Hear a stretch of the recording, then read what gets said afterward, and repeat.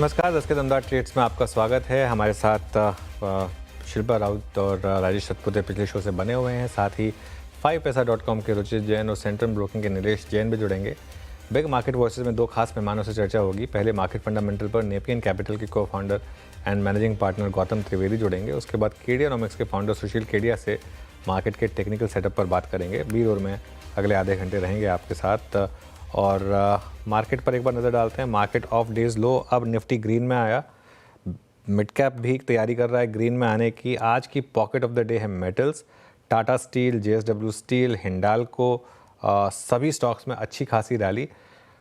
Technically कोल India भी day high पर है, हालांकि वो एक्स डिविडेंड गया है तो उसके लिए वो आपको रेड में दिखाई देगा, लेकिन वहाँ पर भी इस समय ग्रीन दिखाई देगा। आप मतलब टेक्निकली डे हाई पर दिखाई देगा स्टॉक। उसके अलावा ग्रासिम में अच्छा मोमेंटम है। ग्रासिम डे हाई पर आया। टाटा मोटर्स, बजाज ऑटो, ये कुछ और स्टॉक्स है जहाँ पर इस समय मोमेंटम है। नीचे क्या है निफ्टी में? अदानी पोर्ट्स करीब 2% नीचे, ट्रेंड 1% नीचे और आईटीसी करीब करीब 1% नीचे। एफएनओ स्टॉक्स की जहाँ तक बात है, आज के टॉप गेनर्स में Tata Steel, NMDC, Vodafone Idea, Manappuram Finance, JSW Steel, SAIL, ये कुछ स्टॉक्स, एस्ट्रल। और टॉप लूजर्स में एबीबी 3% नीचे, कॉनकॉर्ड 2.5% नीचे और एमसीएक्स करीब करीब 1.25% नीचे। वीरू जी, ये अब तक अगर आप देखिए सूरत हाल था। चलिए अब एक काम करते हैं, आपसे कॉल्स ले लेते हैं। नीलेश जी, गुड मॉर्निंग। आपके दो ट्रेड्स क्या रहेंगे इस वक्त के? गुड मॉर्निंग वीरेंद्र जी। देखिए, खरीदारी पर फोकस है और जिस हिसाब से मार्केट थोड़े ओवरसोल्ड है, स्टॉक स्पेसिफिक एक्शन यहाँ पे हम एक्सपेक्ट करके चल रहे हैं कि एक पुल बैक देखने को मिल सकता है। तो सबसे पहले वोल्टास, इस पर्टिकुलर स्टॉक में खरीदारी की सलाह है। कल के सेशन में in spite of weakness in the market यहाँ पे एक बुलिश कैंडल फॉर्म हुआ था, एक रिवर्सल कैंडल यहाँ पे फॉर्म होता हुआ नजर आया था। आज एक फॉलोअप मूव देख रहे हैं। यहाँ पे हम इस पुल बैक को एक्सपेक्ट करें कि कंटिन्यू हो। 1720 से 1740 तक का पुल बैक हम एक्सपेक्ट करके चल रहे हैं, कंटिन्यू होता हुआ शायद यहाँ पे नजर आए। और स्टॉप लॉस रखना होगा 1660 का, 1660 की स्टॉप लॉस से वोल्टास को लॉन्ग करने की सलाह होगी 1720 और 1740 के टारगेट के लिए। इसके अलावा जो दूसरा स्टॉक रडार पर है वो है मेटल स्पेस में से हिंडाल्को। हिंडाल्को में हम यहाँ पे again similar pull back trade expect करके चल रहे हैं 700 से 710 की रेंज में। करंट लेवल पर लॉन्ग करके चल सकते हैं। 672 का स्टॉप लॉस रखना होगा एंड 700 से 710 के टारगेट के लिए हिंडाल्को भी लॉन्ग करके चलने की सलाह होगी। ओके, दो ट्रेड्स ये हो गए। Ruchit, good morning. आपके दो trades? Very good morning Virendra ji, very good morning to everyone. दो स्टॉक्स है, मेरी भी खरीदारी की साइड ही है। उसमें से एक डेफिनेटली मेटल्स है, जैसे आज मोमेंटम है, और एनएमडीसी में खरीदारी की सलाह है। सो प्राइमरी अगर with in the metal space compare करें तो पिछले कुछ दिनों में जो मार्केट्स में या मेटल स्टॉक्स में करेक्शन आया है प्राइस वाइज, उसमें एनएमडीसी ऐसा स्टॉक रहा है जहां पे प्राइस वाइज करेक्शन नहीं बट थोड़ा टाइम वाइज करेक्शन रहा है।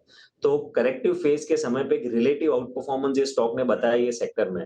सो अब जब अगर सेक्टर में कुछ पॉजिटिव मोमेंटम आता है, सो आई थिंक वहां पे एक आउट परफॉर्मर एनएमडीसी बन सकता है। तो करंट लेवल्स पे एनएमडीसी में 226 के स्टॉप लॉस के साथ खरीदारी की सलाह है, 242 के टारगेट्स के लिए। और भारत फोर्ज रहेगा जहां पे मेरा दूसरा स्टॉक है, यहाँ पे खरीदारी की सलाह है। सो यहाँ पे अगर मैं लोअर टाइम फ्रेम चार्ट देखूं 60 मिनट के चार्ट्स पे, तो वहां पे इन्वर्टेड हेड एंड शोल्डर्स का पैटर्न बना के उसका ब्रेकआउट आज के ट्रेडिंग सेशन में ये स्टॉक ने मिला है। सो एक अप मूव या एटलीस्ट एक पुल बैक मूव स्टॉक में एक्सपेक्ट की जा सकती है। 1390 के स्टॉप लॉस से भारत फौज में खरीदारी करे 1525 तक के टारगेट्स के लिए।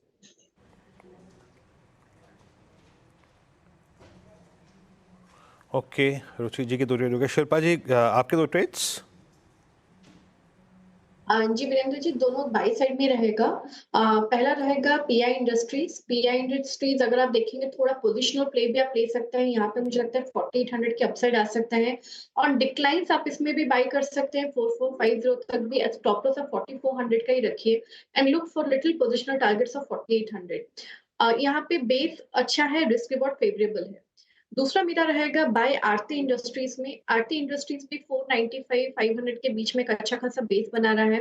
तो यहाँ पे अगर सस्टेन होता है 490 के सपोर्ट से आप इसमें लॉन्ग बने रह सकते हैं। यहाँ पे मुझे लगता है 535 से लेके 550 के भी लेवल्स आ सकते हैं। ओके, यहाँ पे आरती इंडस्ट्रीज पे एक बाय कॉल है आपका। कल ये कोलैप्स हो गया था स्टॉक, लेकिन आज थोड़ा सा स्टेबल नज़र आ रहा है। करीब करीब पीआई इंडस्ट्रीज पे आपके 4800 के टारगेट हैं। राजेश जी, आपके दो ट्रेड्स क्या रहेंगे? वीरेंद्र जी, देखिए दो ट्रेड होंगे, दोनों रिलीफ रैली प्ले है। मुझे लगता है आज थोड़ा रिलीफ रैली मिल रहा है अच्छा। सो देखिए, पहली बात क्या था, जब मैंने टाटा मोटर का जिक्र किया था वो बाय था। तो अभी भी टाटा मोटर लॉन्ग है, लेकिन उसके साथ अभी जब नेक्स्ट लॉन्ग होगा वो रहेगा मारुति। मुझे लगता है आज मारुति में रिलीफ रैली मिलेगी। 11,100 का एक स्ट्रिक्ट स्टॉप लॉस रखे और इंट्राडे प्ले करें। 11,600 से लेके 11,800, ये दो टारगेट मारुति के होंगे। सेकंड बाय कॉल होगा इंडसइंड बैंक। मुझे लगता है इंडसइंड बैंक में अच्छा रिलीफ मिल रहा है, 1,090 के आसपास है। बाय करें, स्टॉप लॉस रखे 1,070 का, और इसका जो टारगेट होना चाहिए वो रहेगा 1140 का। शिल्पा जी, आपने दोनों केमिकल स्टॉक्स लिए, कोई और क्या यहाँ पर आपको लग रहा है एक सेक्टर, जैसे मेटल्स में तेजी आ रही है, थोड़ा सेक्टोरल तेजी भी दिख रही है क्या यहाँ पर?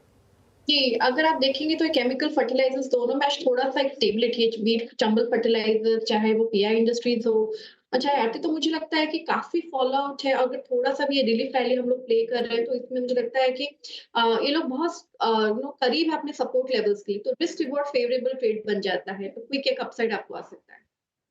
ओके, चलिए अब चलते हैं। हमारे साथ नेपियन कैपिटल के को फाउंडर और मैनेजिंग पार्टनर गौतम त्रिवेदी जुड़े हैं। गौतम जी इंडस्ट्री में 25 साल से ज़्यादा का अनुभव रखते हैं। Religare, Capital Markets, Goldman, DSP Merrill Lynch, CLSA जैसी संस्थाओं के साथ इन्होंने काम किया है। इनसे समझते हैं कि मार्केट में इस समय अब क्या रणनीति बनाया जाए। Gautam ji, good morning. एक सवाल जिसका जवाब मिल नहीं रहा है, मार्केट गिर क्यों रहा है इस तरीके से? और शायद पहली बार हमने पिछले 4 साल में इस तरीके की करेक्शन देखी है, तो ये सवाल ऑब्वियसली कई लोगों के दिमाग में है भी, स्पेशली क्योंकि बहुत लोगों ने पिछले 4 साल में सबसे ज़्यादा इन्वेस्टमेंट किए हैं। आपका क्या व्यू है कि ये सवाल आप मैं सिर्फ अनुज आपकी बात नहीं कर रहा हूं, लेकिन पूरे मार्केट या पूरे मीडिया और मार्केट दोनों को जुड़ा के मैं पूछ रहा हूं कि ये सवाल किसी ने किया नहीं जब मार्केट बढ़ रहा था।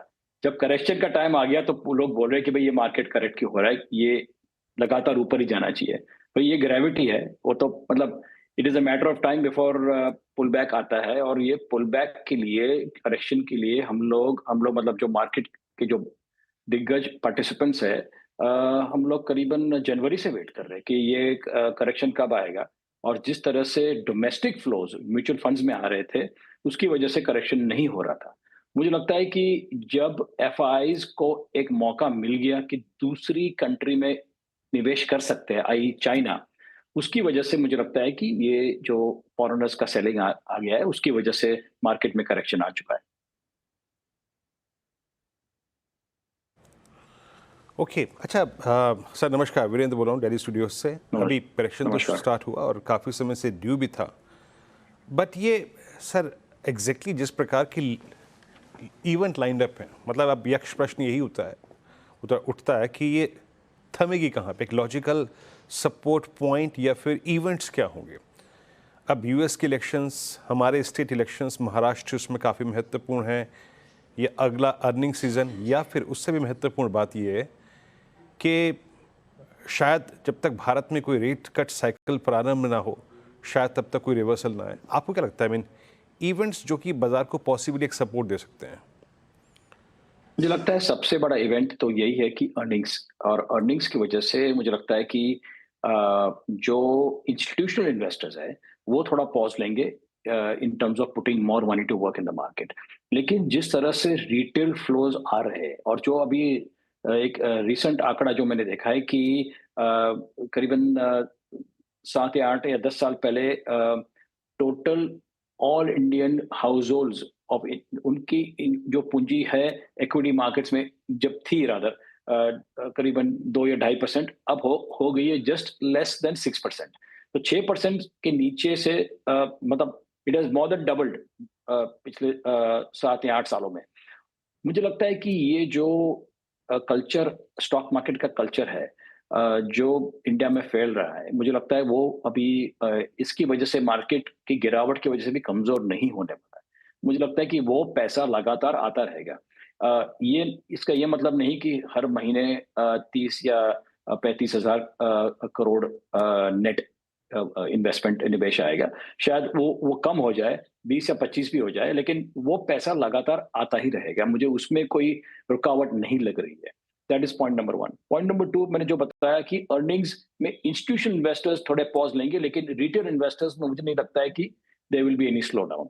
और तीसरी बात यह है कि मुझे लगता है कि जो चाइना जिन्होंने करीबन 1.5 महीने पहले बड़ी अनाउंसमेंट की थी चाइनीज सरकार ने, लेकिन उसके बाद जो फॉलो थ्रू आया चाइनीज सरकार का, कुछ एग्जैक्ट डिसिसिव फॉलो थ्रू आप तक आया नहीं है।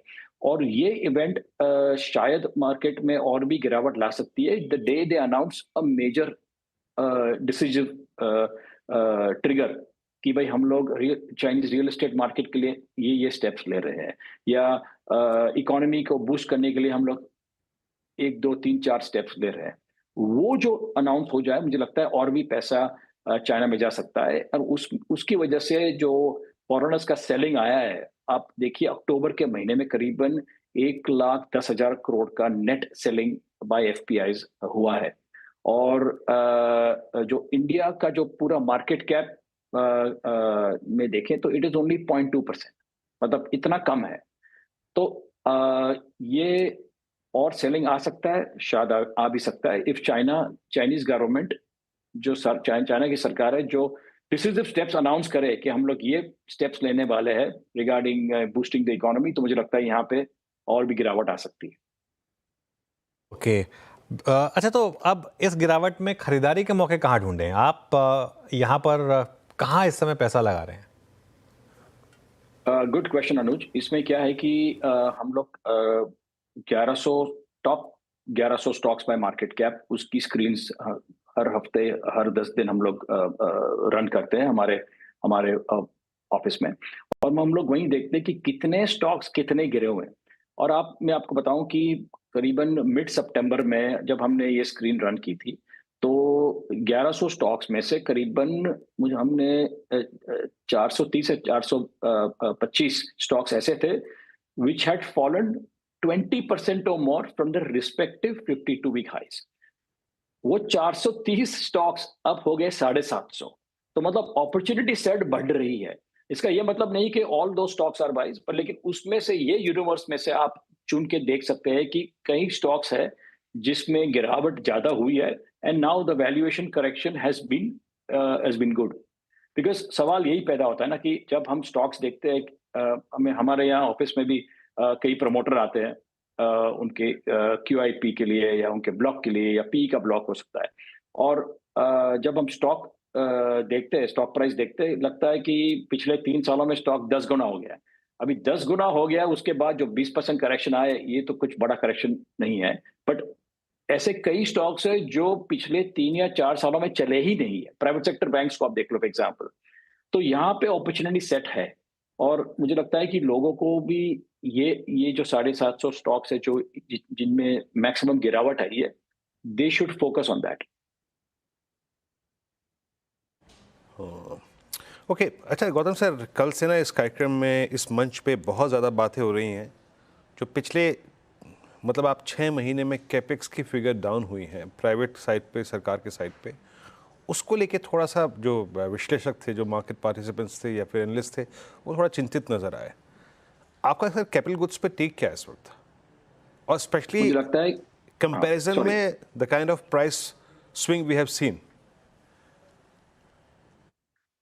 देखिए, पिछले 4 सालों से प्राइवेट सेक्टर कैपेक्स आएगा, प्राइवेट सेक्टर कैपेक्स आएगा, प्राइवेट सेक्टर कैपेक्स आएगा, वो ढंढेरा लोग पीट रहे थे। और मुझे लगता है कि ये private sector capex outside of the top 10 industrial houses, Adani हो, रिलायंस हो, GSW ग्रुप हो, ये जो टॉप 10 ग्रुप्स है, उसकी अनाउंसमेंट हम सुन रहे हैं। अल्ट्राटेक सीमेंट हो, मतलब सीमेंट क्षेत्र में of course there has been lot of capex announcements, but outside of that, और जो हम देखें GCCs है, जो इंडिया में ये पूरा नया फिनोमिनन है, पिछले 10 सालों में ग्लोबल कैपेबिलिटी सेंटर्स आ गए हैं।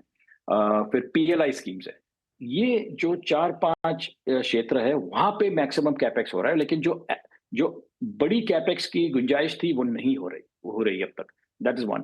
2, आप देखिए पिछले 4 सालों में जो मार्केट में जो इंडिविजुअल स्टॉक्स में या सेक्टर्स में which have done the best, they are related to B2G, मतलब बिजनेस टू गवर्नमेंट क्षेत्र है, जहां पे उन्होंने जो इस government has been the biggest spender. Capex जो है जेन्युइन हो रहा है पिछले 4 सालों में, वो सरकार के बल पर हो रहा है।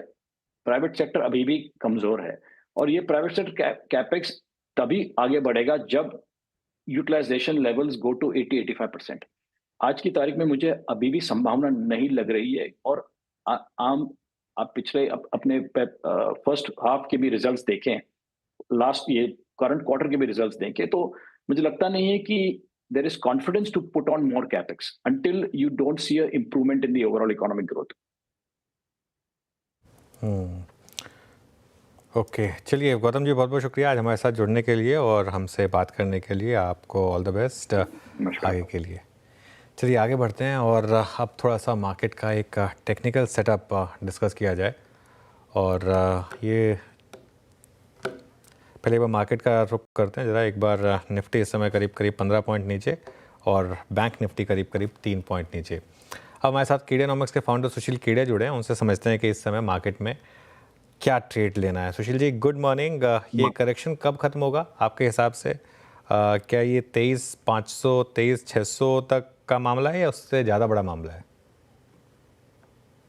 तो अभी आप बात कर रहे हैं निफ्टी की, तो मैं अभी उसका उत्तर निफ्टी में दूंगा। पर हालांकि बहुत से ऐसे स्टॉक्स हैं जिनका करेक्शन खत्म हो चुका है, जिनकी अप ट्रेंड बड़े जोर से शुरू भी हो चुकी है, तो हम उन पे भी आएंगे। पर जब तक निफ्टी की बात करें, अगर पीसीआर कृपया इस चार्ट को दिखा दे जो हमारे स्क्रीन पर है, और बड़ी रोचक चार्ट है इस बार, इसको देखना जरूरी है। पीसीआर, आपसे रिक्वेस्ट है इस चार्ट को दिखाइए जरा स्क्रीन पर हमारे जो है। हाँ, देखिए ये जो गिरती हुई ब्लू रेखा है, जिस दिन हम इसके ऊपर जाके बंद हो जाएंगे तो हम कह देंगे कि भैया डाउन ट्रेंड खत्म हो गया, मंदी काटो। परंतु जो क्लासिकल चार्ट पैटर्न्स के पुजारी लोग हैं, वो बड़ा मजा ले लेके देख रहे हैं कि यहाँ हेड एंड शोल्डर तो नहीं बन रहा है। लेफ्ट साइड में शोल्डर, यहाँ राइट साइड में शोल्डर, यहाँ हेड। और अनुज, आपका मेरा हेड एंड शोल्डर को लेके कई बार माथा फूट चुका है, तो ये बड़ा माथा फोड़ी का पैटर्न है एक्चुअली। और इसलिए हेड एंड शोल्डर का भी निगेशन कब होगा? जब 24,880 के ऊपर चला जाए। तो अगर कल परसों में 24,230-40 के ऊपर चला जाए तो मंदी काट लेंगे। 24,880 के ऊपर जिस दिन चला जाएगा उस दिन बेशरम तेजी करेंगे। जब तक 24,880 के ऊपर नहीं जाएगा, सिलेक्टिव होकर स्टॉक स्पेसिफिक तेजी करेंगे। चलिए स्टॉक्स पे भी आऊँगा मैं, लेकिन एक बार सिंस निफ्टी की बात हो गई, निफ्टी बैंक की बात हो जाए, जो थोड़ा रिलेटिवली एक आउट परफॉर्मर रहा है, जो अपने अक्टूबर लोस को अभी भी बचा रहा है। तो देखो, बैंक निफ्टी के लिए तो गाना वो बनता है, तुम जो इतना मुस्कुरा रहे हो, क्या गम है जिसको छिपा रहे हो। तो लास्ट वीक में जिस तरह की स्ट्रॉन्ग रैलीज ने दिखा दी एक फेक स्ट्रेंथ, और फिर ये डुब हो गया। तो लॉन्गर रन में तो जो लार्ज बैंक्स की दुर्गति दिखती है चार्ट्स पे लॉन्गर रन में, इन द शॉर्ट रन वो थोड़ा सा हिला रहे हैं। हो सकता है एक बार वापस 53,000 हो जाए। तो अगर निफ्टी का बॉटम बन के घूमा बाजार और निफ्टी 25,500 के ऊपर निकल जाएगी, बैंक निफ्टी हो सकता है 5300 के 53,000 के भी ऊपर न जाए। अभी फिलहाल ये पिक्चर है। तो हर एक सेक्टर में अनुज, कुछ स्पेसिफिक ऐसे स्टॉक्स हैं जिनकी अभी भी बुरी तरह धुलाई होनी बाकी है, और हर एक सेक्टर में कुछ स्टॉक्स ऐसे हैं जिनमें अब लेके बहुत बड़ा पैसा बन सकता है। तो सेक्टोरल इंडेक्स को या सिर्फ मार्केट के इंडेक्स को देखने में दोनों तरफ तेजी मंदी की बड़ी चालें छूट सकती है। बहुत बड़ी बड़ी चाल इंडिविजुअल स्टॉक्स में, इवन बैंक्स में। मेरे को यहां से पंजाब नेशनल बैंक लेके 80% कमाने में जोर नहीं आएगा ऐसा लगता है। 3 से 5 महीने में 180 का भाव पीएनबी हो जाए और एचडीएफसी बैंक और आईसीआईसीआई बैंक में दुर्गति हो जाए लेने वालों की, ये दोनों बातें पॉसिबल है। ओके, तो चलिए क्योंकि आपका व्यू इतना थोड़ा सा पॉजिटिव लग रहा है, कुछ स्टॉक स्पेसिफिक चर्चा हो जाए। वैसे दिवाली बीत चुकी है, लेकिन अगर कोई रॉकेट शेयर चुनना हो आपको तो कौन सा होगा इस समय? देखो अनुज, ऐसा है, वीरू का बड़ा फेवरेट रहा है हमेशा ये स्टॉक, जुबिलेंट फूडवर्क्स, राइट। और अब जुबिलेंट फूडवर्क्स में मोर देन इनफ करेक्शन हो चुकी है। कहाँ गई इसकी चार्ट? आई थिंक आज थोड़ा सा, हाँ ये रही चार्ट, देखो। तो वीरू, जुबिलेंट फूडवर्क्स में आपका मेरा संजोग ठीक रहा। हमने इस लेवल पर इसको पकड़ा, यहाँ प्रॉफिट लिया, दोबारा यहाँ पकड़ा और यहाँ प्रॉफिट लिया। अब ये पैटर्न वापस लेने का बन रहा है। जैसे ही इस लाइन के ऊपर चलेंगे, ब्लू लाइन के ऊपर, इसकी वैल्यू है तकरीबन, आप ये देखो 580-82 के ऊपर चला और हमने इसमें 780 की चाल को पकड़ लिया। 580 के ऊपर जाते 780 करीब करीब मैं 40% मुनाफे की चाल को पकड़ूंगा। 780 भी क्यों, 800 हो गया करीब। हाँ, तो 40% का मूव एक लगता है अगले बाउंड में, जहां 580 के ऊपर चला। जुबिलेंट फूडवर्क्स को आप ऐड कर दो। अच्छा अनुज, जो आईटी के स्टॉक्स में जरा लोगों को कंफ्यूजन बना हुआ है कि ये क्या आईटी की बातें करता है, मंदी की बात करता है, तेजी की बात करता है, तो स्पष्ट कर दूं, इन्फोसिस, एचसीएल टेक और टेक महिंद्रा को कूट कूट के भी पिटाई होना बाकी है, वो इठला रहे हैं। वो पिटाई एलटीआईएम में हो चुकी है।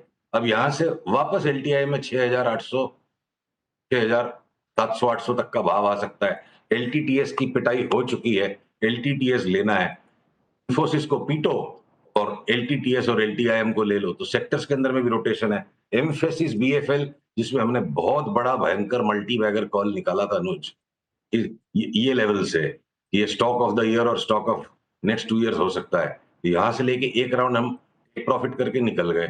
अब जिस दिन भी ये पैटर्न के ऊपर ये चल पड़ेगा, हम वापस इसको लेंगे। जैसे 3177 के ऊपर जाएगा, हम फिर डबल करेंगे और हम इसको 3800 4000 की चाल के लिए खेलेंगे।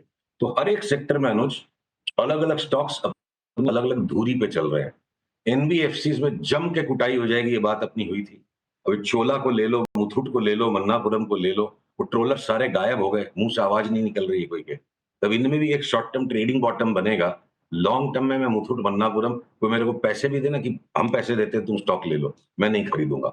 इतनी ज्यादा उनमें अभी भी मंदी है। But at the same hand अगर एसबीआई कार्ड्स में या इंश्योरेंस के स्टॉक्स में यहां से लेके माल बड़ा पैसा बन सकता है, तो मैं बिल्कुल उसको फिर खेलूंगा उस तरफ।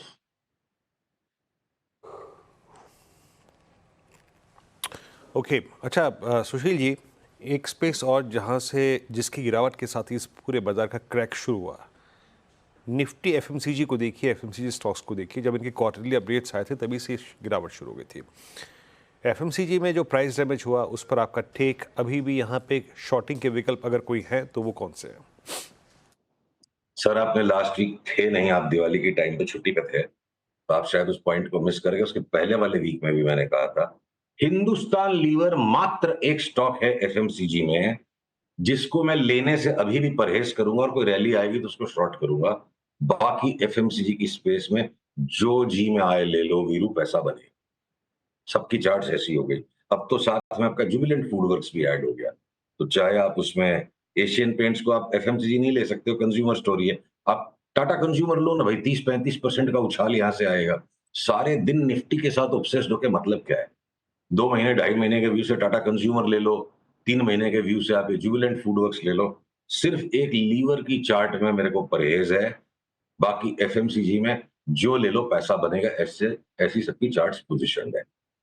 जो करेक्शन होना था हो गया। भले नेस्ले ब्रिटानिया में 15-17% से ज्यादा नहीं मिलेगा, और वो स्टॉक्स वॉलेटाइल भी ज्यादा हैं, इसलिए हम उनको नहीं लेंगे। पर अगर कोई मेरी कॉलर पकड़ के बोले कि ये डिप्लोमेटिक बात अलाउड नहीं है, ब्रिटानिया नेस्ले भी बोलता हूँ, बोलूंगा लेके पैसा बनेगा, बेच के नहीं बनेगा।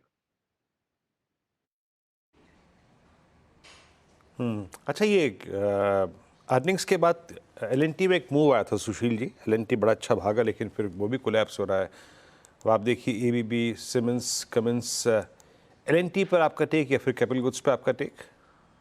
ये एलएनटी और कैपिटल गुड्स की दोनों की चार्ट्स थोड़ा अलग अलग बिहेव कर रही है। एलएनटी में हमने अपना अंदरूनी जो व्यू डिस्कस किया हुआ है, वो मैं आपको पूरा हमारा expected path of movement plot बता दूं। मेरे को लगता है एलएनटी यहां तक जाके फिर वापस यहाँ आए, फिर यहाँ आए, इस तरह थोड़ा टाइम पास करे पूरे बाकी के साल भर, और ये बेस कंप्लीट होने के बाद 2025 में एलएनटी बड़ी तेजी दे। एलएनटी में बड़ी तेजी के लिए अभी 3 महीने आपको 2-3 महीने आपको थोड़ी उठापटक को झेलना पड़ सकता है। और बाकी एबीबी, सीमेंस वगैरह में जो कंसेंसस बन गया है कि अर्निंग्स का एब्सेंस है, ये है, वो है, नहीं चलेंगे, ये जो लास्ट हताशा जो है ना, भाव की जो लास्ट आखिरी हताशा है, ये सारी चार्ट सीमेंस वगैरह की ये देखिए, ए वेव था, बी वेव है, लास्ट का सी वेव बन रहा है। 1, 2, 3 दिन जितना भी इसको गिरना है गिरने दीजिए। यहाँ भी अब लास्ट की छेली चाल में हाथी निकल गया दरवाजे में से, मैं उसकी पूंछ को पकड़ के मंदी नहीं करूंगा। और 1-2 दिन जो भी होना है इनको होने दीजिए। और गवर्नमेंट के साइड पे नंबर्स आ गए, वो आ गए, उसके लिए वो पहले यहाँ बेचना चाहिए था। फोरसाइट पे काम होगा। तो चार्ट की फोरसाइट जो है वे कह रही क्या पता यहाँ आए नहीं आए, जब भी इस ब्लू लाइन के ऊपर जाएगा, जब भी ट्रेंड रिवर्सल मेरे को मिलेगा, मैं इसको नए हाई के लिए खेलूंगा। नया हाई भी क्या, पिछले हाई से काफी ज्यादा ऊपर। एबीबी हो, सीमेंस हो, और इनमें तीनों में सबसे बेस्ट बेट मेरे को लगता है कमिंस की चार्ट है।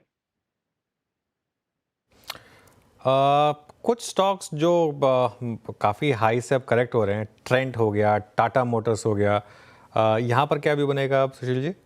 टाटा मोटर्स पे देखिए, चाहे कोई ट्रोल कर ले, चाहे फांसी की सजा दे दे, तो हमने तो भक्ति चाट की करी है, हम दिमाग लगाएंगे नहीं।